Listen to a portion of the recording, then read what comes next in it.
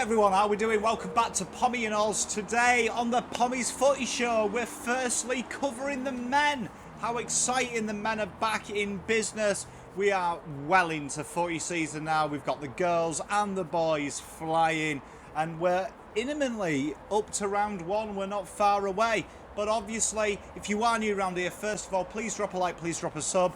Go into the link, join the Discord, join the community, reach out, video ideas, etc. It'd be great to meet you all. I really do appreciate the continued support. And to anyone new watching, please drop that like, please drop that subscribe.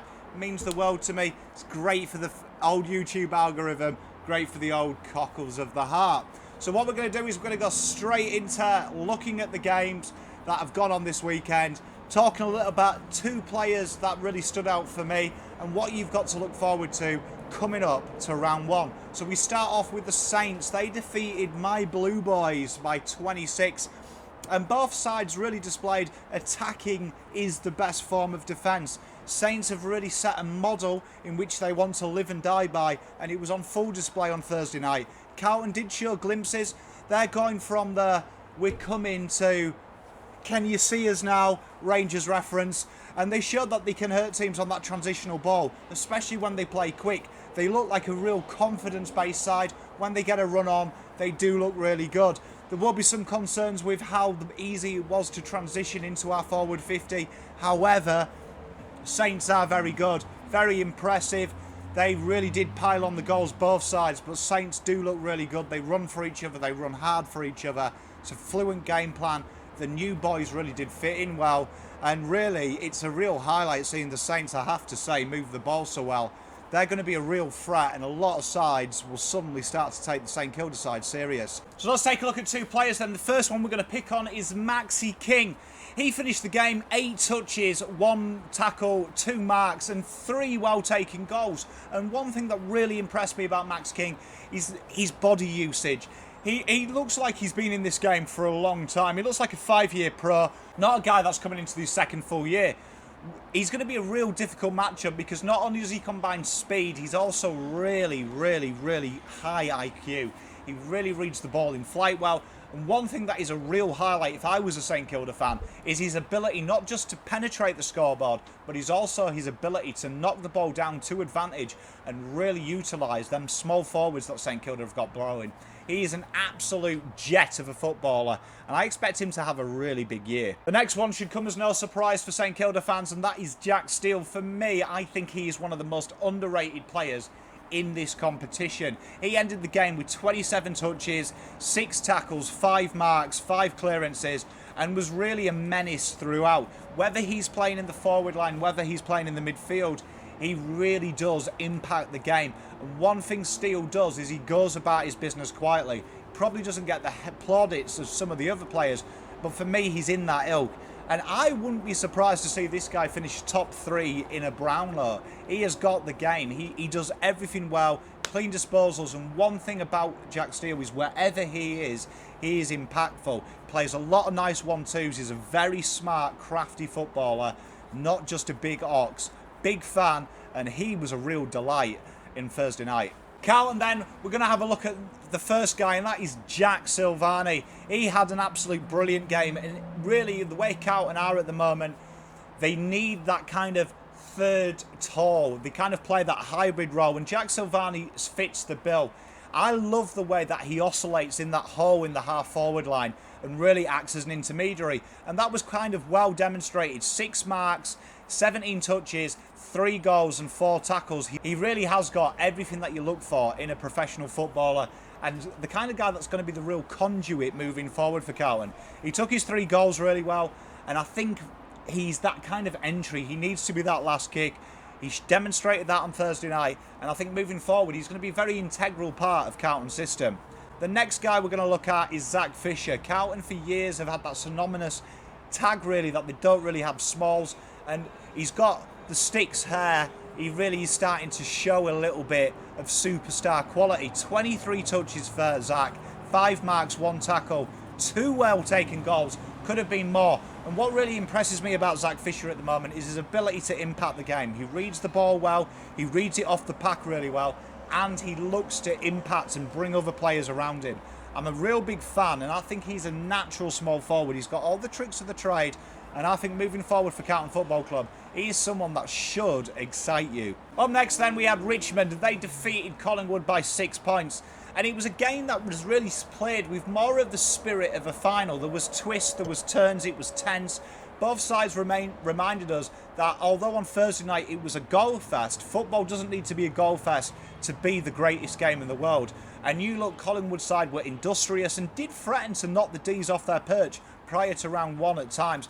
They were very good throughout. Tigers, though, showed that they have another gear, and their ability to control the ball when it becomes a furnace was really prominent throughout. The Pies will be happy that their young players really slotted in, really bought into the ethos of their ball movement. Tigers, on the other hand, it looks like it's going to be another year. Get used to it. 2 players then, Richmond, Jaden Short then, he finished with 43 touches, 3 tackles and 12 marks. One thing that impressed me about Jaden is he's another guy that goes really under the radar. And when you look, he had nearly 1,000 metres gained. He's so integral to me, everything that is good about Richmond. No Basher Hooley at the moment, and he kind of slots into that half-forward role, rotates in midfield. He offers something magical, I think. And Jaden Short just found the ball at will. He was playing with his own ball at times. His ability to score launch from deep, his ability to slot into a variety of positions. I'm a huge fan of this player, and there'll be a big takeout for Richmond that he's hit his straps, and he's a kind of name that not many people think about. The other guy we're showcasing is Jason Castagna. He finished with 12 touches, 2 tackles, 4 marks, and 4 well-taken goals. And the small forward line at Richmond is frightening, and Jason Castagna is one of them mercurial players. When he plays like this, he looks to drop deep to get the ball. He seems to be always one out as well. He's got a very good ability to read where the game is and game manage. He was phenomenal throughout, and if you count in round 1, you're going to be watching that, because when he's in that kind of form, if he's not, someone else is.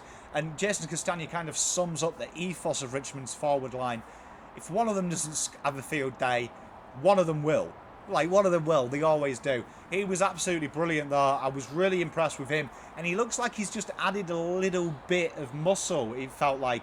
He looked very strong over the ball and very good in 10. I enjoyed his game. First guy we're going to look at for the Pies, and that is, love him or hate him, Jordan De Goey. Now, John De Goey finished with 27 touches, 11 marks, 3 tackles, 2 goals too. And he was in everything. And, you know, there is the kind of love-hate relationship with John De Goey. I'm a fan of his game. I think he's an absolute impeccable footballer, and he really does excite me. And this is what he's capable of. His ability to kind of do that dusty of play full forward, then go on the ball, was evident in this game. And I think he's due a breakout year. I said it at the start of the year, and I watched this game and I'm convinced. He looks like he's playing with gloss. He looks like he's playing with happiness.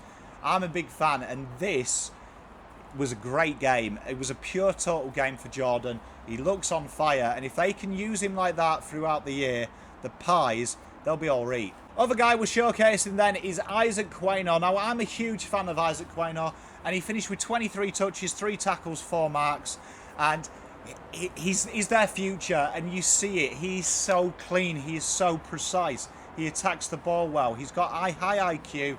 His ability to break lines, his ability to get metres gained. We know it is a metres gained league. And he was just brilliant on the Friday night. And he offers something that is already deadly. You've got Crisp, you've got Maynard down there. And when you just slot him there as well, he's just that another layer. Their ability to transition the football and work it so well from the back line, he just slots into that ethos. A great user of the football, very aggressive player. I really enjoyed his game on Friday. And Collingwood fans, they've got one hell of a player there. We had Hawks up next then, and they beat the North Melbourne Kangaroos by 39. And many people's bottom side North, they did show glimpses. It's not going to be as foregone as many people say, and they competed well for large parts of the game. But one takeout, and I didn't feel like anyone is talking about it, is the fact that Hawks straight away found that great ball movement. And when you've got Clarko there, no one's talking about the Hawks as a top 8 side. You can't bet against them. Both sides will have taken a lot out of the game. And as we run hard into round 1, one highlight for me was Hawks' potency to move the ball inside 50. Their ability to work it around, control the footy, was really on display. North will take heart and they blooded a lot of players, and they did show like they're well into this rebuild. It's going to be an interesting year for North. 2 players then, Jaden Stevenson for North straight away for me. 27 touches, 5 marks, 3 tackles, no goals, 2 behinds. And his new midfield role is really intriguing for me because he's a little bit taller than the average bear, but he also moves so well. He's a real excitement machine. He takes the game on. We saw that at Collingwood, and I like it. I liked what I saw. If I was a North fan, I would be getting a bit excited about that because he looks like a real find. And for what they paid for him, they paid next to nothing. His ability to do that, and then I can kind of see him playing that kind of like Jordan De Goey type role. Playing in the midfield, slotting up forward and snagging some goals. It's a real good link as well in the chain. He knows how to play the game. He knows how to bring people in around him. He's a top player and he looks really good against the Hawks. The other guy we're going to look at is Dom Tyson. He had a really good game. 23 touches, 2 marks, 8 marks, 2 tackles and 3 well-taken goals. He was kind of an anomaly for me, Dom Tyson, because he's the kind of player that you know about, but you don't know enough about, if you know what I mean. And this is a really intriguing role for him. He offers that pressure, he uses the ball well, and when he gets a chance in front of the sticks, he can snag a goal. I think he's just locked himself away in round 1 for me, and I think that pressure is going to be really telling. It is a really heavy forward pressure league. He offers that when he goes forward. He can also slot in the midfield and get useful ball. He links up well with players and he brings players in, which I think is really important.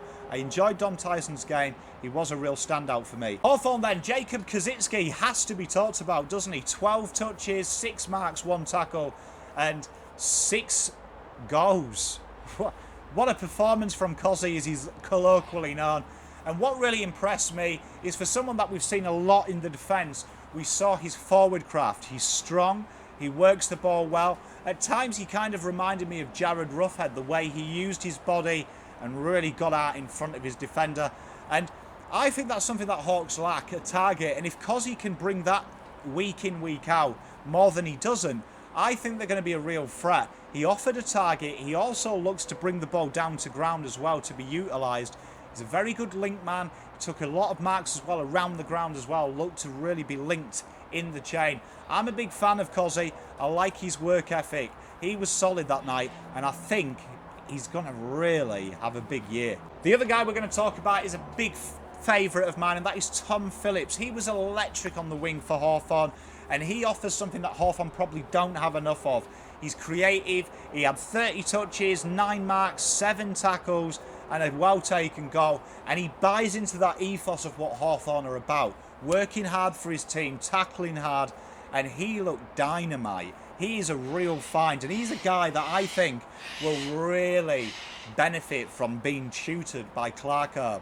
Absolute star of a player. He spreads the play wide, and I think one of the most understated things about Tom Phillips is he does the simple things well, and that really does suit a Hawthorn type player. I really enjoyed his game and I was really excited to see him, and if I'm a Hawthorn fan, I'll be looking forward to round 1. Up next we watched the Cats, and they got the better of Essendon by 7. And Essendon really proved to be a prickly customer. They ran Geelong close for most of this game. Their new look forward line as well proved to be awkward, which is interesting because Geelong are one of the best defences in the league. And for times it looked like it could be swinging the Red and Blacks' way. It was the younger players of Geelong though that will be happily for them really sealed the game. And the one thing that is apparent this year is Geelong have tools across the lines to hurt you, and it probably doesn't get talked about enough. Seeing some of their younger names will really have excited the Cattery, and I think that Geelong, you know, they look the real deal. I took a lot out of this game, and I think they're going to be very tough to break down. The 2 players we're going to highlight for Geelong obviously is Jezza Cameron, big summer recruit, and he finished with 15 touches, 3 marks, 2 tackles and 2 well-taken goals. It was interesting to see how he'd slot in. He really did buy into that ethos of what Tomahawk does. Tomahawk had 3 goal assists, Cameron had 1, and I thought it was interesting to see them 2 link up. It seemed to work really well, and I think if that works really well, Hawks and Cameron is a deadly combo. I don't care what you've got. When they've got the midfield they've got as well, he looks really good. His ability as well to... He leads really weirdly. His running patterns are really weird. They're very hard to narrow down. He likes to drop deep, as does Hawkins. They seem to do well of taking it in turns to do that. Once that clicks, it's going to be deadly. But he looked really impressive that night against Essendon, and I'm really excited to see how he goes for the rest of the year. The other guy we're going to look at is Jordan Clark. Now, we know I'm a big fan of Jordan Clark, and his game was really impressive. 29 touches, 4 tackles, 10 marks, and a well-taken goal. And his ability, to offer that width for Geelong. He takes the game on, he's creative, he works hard as well. He's very industrious as a footballer. He's got a little bit of creativity, but he's got that turn of pace, and he looks to get the ball in early inside 50, which is integral when you've got players like Cameron there. It's going to be very interesting, but I was really excited for Geelong. I think Geelong should be getting really up and about this, because he's a young player and he's very, very good, man. And he really did show what he's capable of. And if he can start pulling them kind of games in for Geelong, look out, the Cats will be tough to beat. Essendon then, the first guy we're going to look at is Kyle Hooker. Now, I'm a big fan of Kyle, and he finished with 11 touches, 2 tackles, 6 marks, and 4 very well taken goals. And he's the consummate swingman, isn't he? Because when he's down the back, he's tough to beat. But when he's up forward and he's like this, and they get the ball in early like they did, he takes his opportunities. He was very good, he's very strong, he's very, very clever as well. He knows how to read the ball in flight. There was a lot of leads I really liked as well. He often leads late and backs himself to beat the man. And he was very solid, a very good target for out. When they've got Jake Stringer and stuff to slot back into this side, Hooker's going to be integral because he just diverts the attention of the defence. It was a very solid outing for him. The other guy we're going to look at is Zachy Merritt. For me, he's a superstar. 37 touches, 5 marks, 6 tackles, no goals, 1 behind. And he's just that type of player, and I get excited about Zach Merritt. I love what he does. He's creative, he uses the ball well, he's in just about everything as well. And he really does offer that just logical thinking at times. He works his way out of trouble. And one thing as well that will please Bombers fans is he's kind of often forgotten about that. He does work really hard off the ball. 6 tackles as well. A lot of people say he doesn't tackle enough. I like this new Zach Merritt. He looked like he was working hard for the team, which is very important. He linked up with Parrish as well splendidly. Real player he is, Zach Merritt. Big fan, and a lot will be expected on him for the Essendon faithful. GWS up next, and they defeated the Sydney Swans by 28. And both sides probably had a poor year, but GWS more so last year. But they showed signs that they are back in the market with a comfortable win versus the Swans. Their midfield does read like a fantasy side, doesn't it? And they controlled the footy well in the corridor and really looked to launch score attacks, basically at will. Sydney did have moments though, they did play some good footy. The senior players really did integrate really well with the youth, and it was the youth that often was the catalyst for all things good for the Swans. Both sides will have a lot to prove in 2021, and both really didn't do any harm for their chances. GWS, though, will be pleased with how that went. 2 players we're going to pick on then. Errol Goulding first. He was the draftee for the Swans, and he looked pretty tasty, didn't he, in the forward line. 14 touches, 4 marks, 5 marks, 4 tackles, and a well-taken goal. He's creative. Every team has an Errol Goulding, and he's a very good Errol Goulding at that. Real good creative. He looks to double back on himself. He takes players on. He's not afraid. He attacks the footy hard. I'm a big fan, and he looks a real interim. Him and Papley in that half-forward line could spell disaster when they get going. And I think as he builds into it, they're building quite a potent little small forward fleet at Sydney. And I expect to see him have a bit of midfield minutes as well as the year goes on. He's a real super footballer, and he looks the real deal. The other guy we're going to look at is James Rowbottom. Another guy that probably doesn't get talked out enough. 17 touches, 6 tackles, 1 mark and 2 well-taken goals, and he just offers something, James Rowbottom. He's creative, he looks to find the ball, he's got a real hunger for the footy. And when you're a team like Sydney that are probably, you'd say, in no man's land at the moment, looking to really go into them top 10 spaces in the next couple of years, he's a guy that's going to do that because he's got a hunger. You see there's a will to win, and there was a lot of will to win from Sydney in a few of the lines there. And he is a superb footballer. He uses the ball well. He looks to bring people in around him. He looks to take the game on. I'm a big fan of James Rowbottom, and that was a good game from him. GWS then, the first guy we're going to look at is Timmy Taranto. And he is a standout for me. 4 tackles, 7 marks, 31 touches, a well-taken goal. And he's an absolute jet, is the kid, man. He's tough. He's energetic. He's got skills. He's got everything you want from an on-baller. And his ability as well to spread the play and then pop up and snag as well. His understated goal-kicking mids are the in vogue thing in the AFL. And he was very tasty throughout. He linked up well. He brings players in. It was a solid game from Tim Taranto. The other guy we're going to look at is a big favourite of mine in this draft, and that was Tanner Brown. Now, more known for his inside work, he slotted as kind of that bigger body in midfield and then slotted in the forward line as well. 11 touches, 2 tackles, 2 marks, 4 goals, and one of them was a stonker, wasn't it? He's a goal-kicking big bull of a mid, and he suits the GWS ethos. He can play probably anywhere in the forward line. He has also slotted down the back at times, but his on-ball work is impeccable. Very clean in traffic. He's the kind of player that would play in snow and not leave footprints. Very light-footed for a guy that is so ox-like. And his ability to hit the scoreboard as well was really, really telling here. He looks quite defined, and he's got the perfect position to play for GWS. That it's not expected for him to be the bull. He's got a lot of players there. Hopper, Tim Taranto, name a player. All of them can do it. So he's going to really slot in.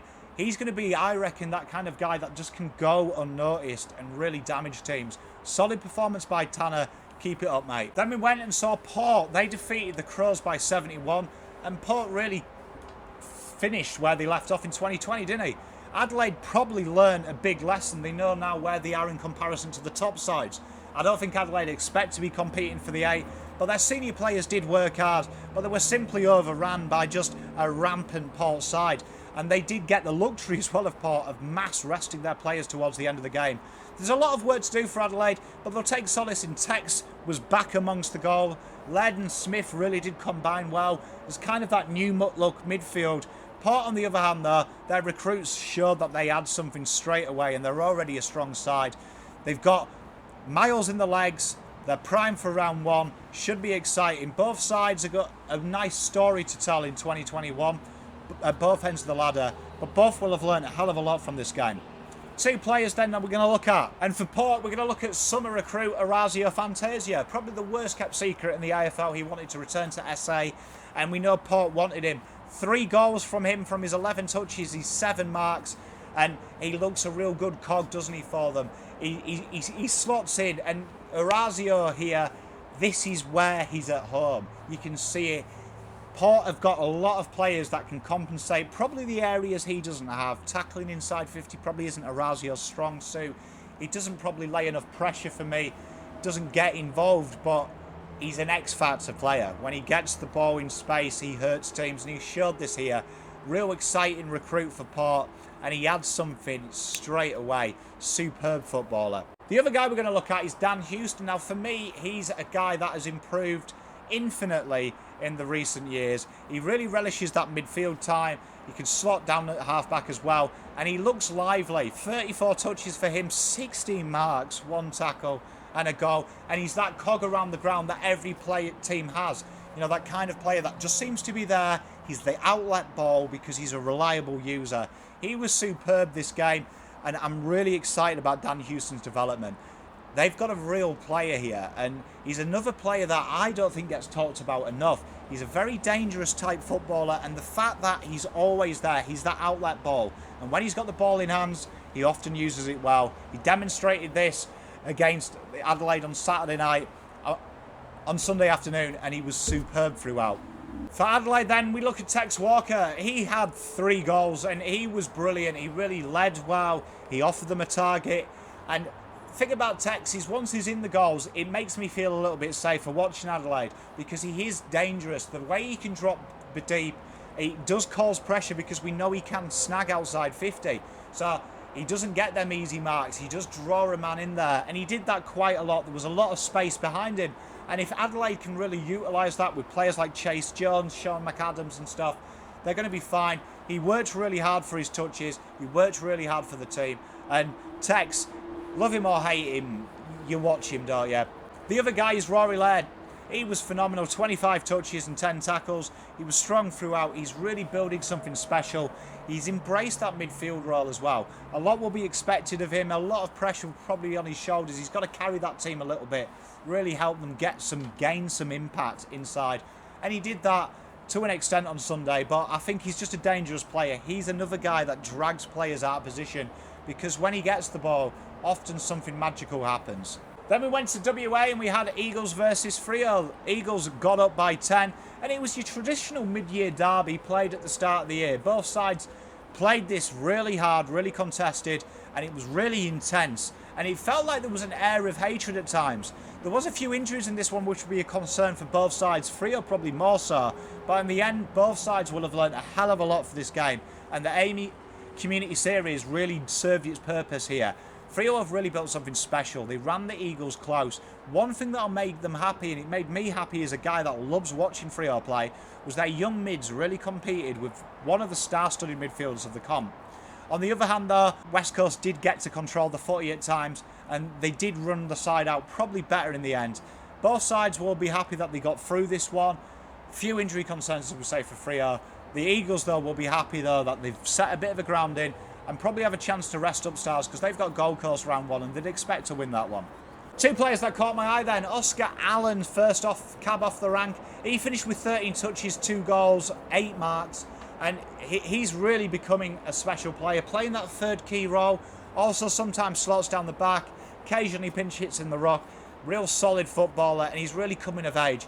I'm really excited about Oscar's development. He's a hell of a footballer. He uses the ball well. He's a good stopgap as well at times as well, wherever you put him around the ground. But one highlight for me is his ability just to be that link in the chain. They've got very talented forwards at West Coast, probably the most talented forward line in the league. And he's just another layer.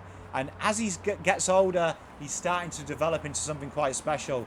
Darling, him and Kennedy are an exciting proposition, especially when you add their smalls around them. Liam Ryan really benefited from a few of them crumbs as well. Looks a hell of a player. The guy we're going to look at is Alex Witherden. He was another summer recruit and he really adds something straight away. 16 touches, 9 marks, 2 tackles, 405 metres gained. And he's one of them players, isn't he, that just goes straight into it. No messing about. An absolute hell of a pickup because he suits everything West Coast are about. He's not afraid to have the ball. He uses it well. He looks to kick first as well, which again buys into the ethos. And straight away, he looked like he'd been playing the Eagles' way all of his career. A really exciting player. And for me, he's another layer that they've got. Their ability to transition just went up a level with Witherden. He's tough to beat in the air. And he's an intercept genius. And he uses it so splendidly well. Real good pickup and something for them to take out of it. Two players to look out for Freo. Brayshaw. He's one of the guys that we featured earlier in the year. And as someone to look out for who I expect to go up another echelon. And he was fantastic here. 28 touches, 3 tackles, 7 marks. Threat throughout. And he's becoming quite something special. When you've got Nat Fyfe next to him, you've got Chera. They've got a hell of a midfield core.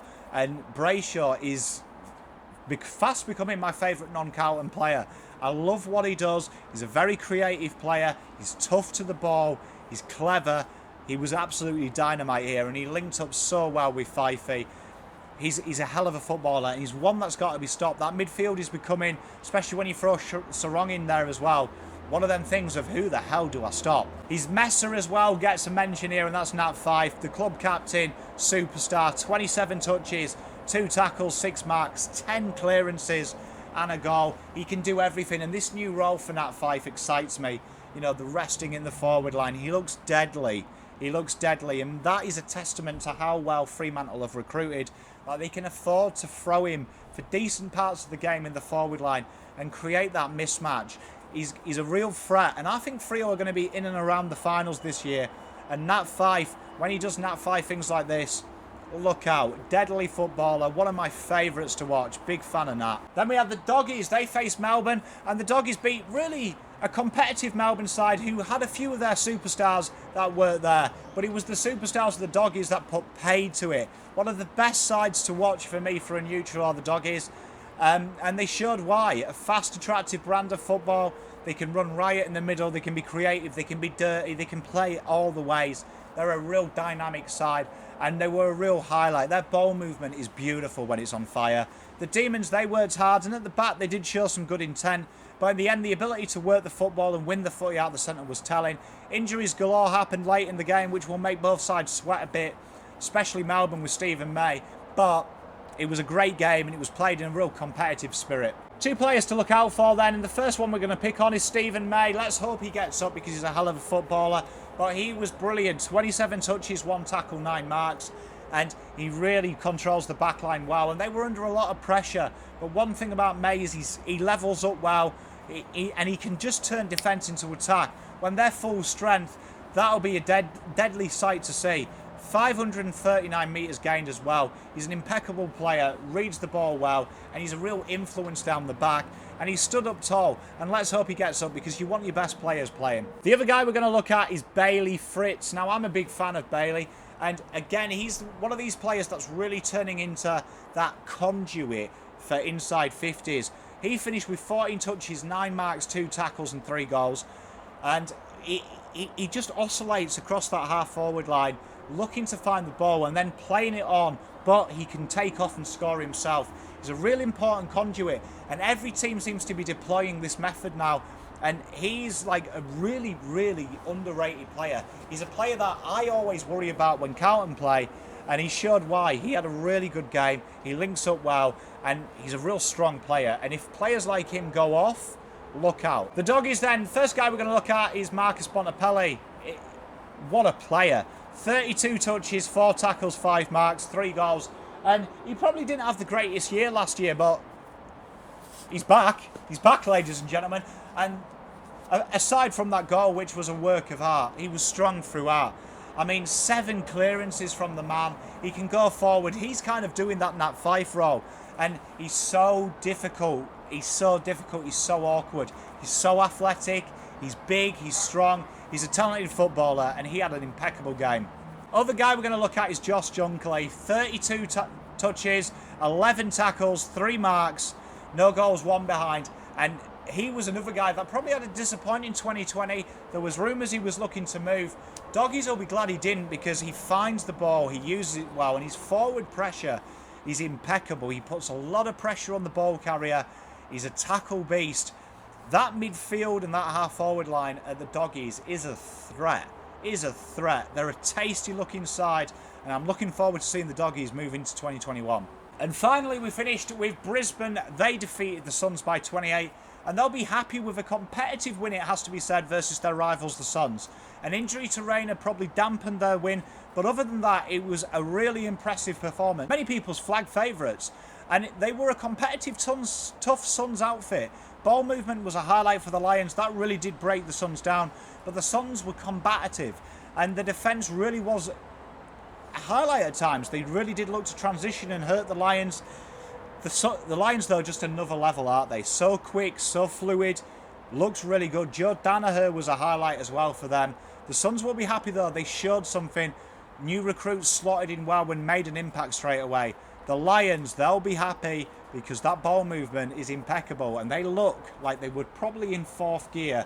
They have another gear to go. 2 players to look out for each side then. And I should have chose Tuck Miller for my first. He was brilliant. Shout out to Tuck. But I'm going to pick on Matt Rowell. A lot has been talked about Rowell. He's a lock for the Rising Star. He had a great year last year and he backed it up. Only played 70% of the game time. 20 touches, 2 tackles, 7 clearances. He looks like he's back to his best. No concerns from that injury. And moving forward, he's going to be an integral part of this. Another guy we're going to look at is Brendan Ellis. 31 touches, 1 tackle, 5 marks. They've got the players. They've got the cattle. Like Oleg Markov had a good game as well. But Ellis, he's just that gloss. He comes from Premiership winning experience, as does Markov. And a lot's going to be expected of these two. When they've got talent like they have, you've got Lukosius, you've got Rowell. Ellis is just going to help fast-track them. Kind of like that Hodgie role for Brisbane. We saw how well that worked. I'm really excited about seeing him moving forward. And finally, we'll look at 2 Lions players. The first guy we're going to look at is Jared Berry. He was brilliant. 28 touches, 5 tackles, 9 marks, 1 goal, 2. He was in everything throughout. The Brisbane have got a host, a plethora even, big word for their midfield stars. And he just does it, doesn't he? He slots in that midfield. He can oscillate over half forward. He does everything. They play a very dynamic, rolling half forward midfield line. And he emphasises it. Got a good turn of pace. He attacks the game really well. And he can also pop up with snags, which is uber important in the AFL. Really impressive game for Berry. And he really stood out for me. And the other guy we're going to look at is Charlie Cameron. I love a bit of Charlie Cameron. I've got a soft spot for the small forwards. I will give a shout out to Danaher, who was brilliant himself. 5 marks, 3 goals. Looks deadly, but a guy who's going to benefit from having Danaher and Hipwood there is this bloke. And boy, oh boy, did he do that. 4 well-taken goals, 15 touches, 3 tackles, 5 marks. Guy's a superstar. And now he's got them players around him. Expect him to go up a gear. Once he gets going, he's very tough to stop. Cameron stood out for me. That forward line and that midfield, when you throw the defence, they're going to be tough. That's the AAMI Community Series wrap. They're the 4 players, 2 from each team. Let me know who stood out for you. Has your hopes changed? Have they got better? Until next time, stay safe. Pom out.